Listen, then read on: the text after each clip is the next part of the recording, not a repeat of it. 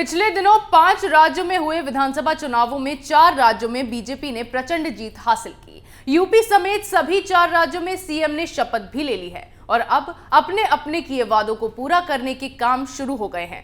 इसी क्रम में उत्तराखंड में बीजेपी सरकार यानी पुष्कर सिंह धामी की सरकार राज्य में यूनिफॉर्म सिविल कोड लाने की तैयारी में जुट गई है। देखिए रिपोर्ट।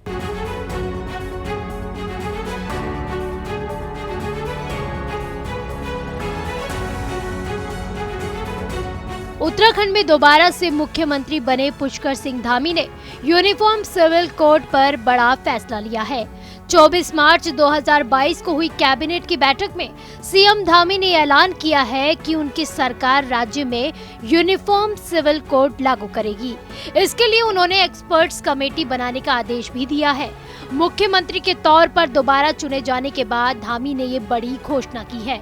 इसको लेकर गुरुवार को सीएम धामी ने ट्वीट करके कहा, चुनाव के समय बीजेपी ने राज्य की देवतुल्य जनता के समक्ष जो दृष्टि पत्र रखा था उस पर विश्वास जताते हुए आप सभी ने हमें प्रचंड बहुमत के साथ सरकार बनाने का अवसर दिया है। उन्होंने आगे कहा कि हमारी सरकार माननीय प्रधानमंत्री नरेंद्र मोदी के नेतृत्व में पूरी तत्परता के साथ दृष्टि पत्र में उल्लेखित सभी संकल्पों को पूरा करते हुए उत्तराखंड राज्य को सर्वश्रेष्ठ राज्य बनाने का काम करेगी। आपको बता दें कि बुधवार को राज्य में दूसरी बार मुख्यमंत्री के तौर पर शपथ लेने से पहले पुष्कर सिंह धामी ने यूनिफॉर्म सिविल कोड यानी कि समान नागरिक संहिता को लागू करने की बात दोहराई थी। इस दौरान मंच पर पीएम मोदी भी मौजूद थे। यही बात धामी ने अपनी रैलियों में भी दोहराई थी।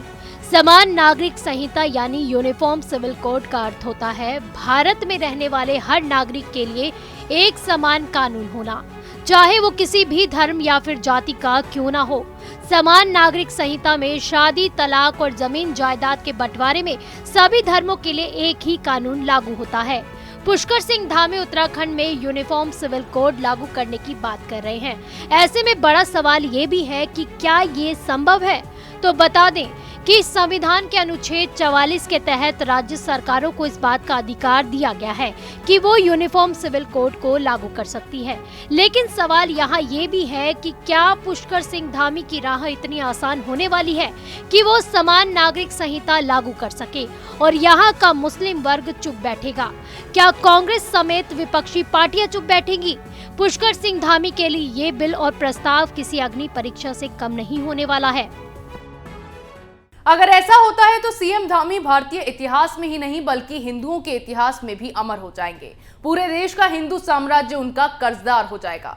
इससे भी बड़ी बात कि सीएम पुष्कर सिंह धामी ऐसा करने वाले, हिम्मत जुटाने वाले भारत के पहले सीएम और उत्तराखंड पहला राज्य होगा। ऐसी खबरें हम आपके लिए लाते रहेंगे। तब तक के लिए देखते रहिए कैपिटल टीवी।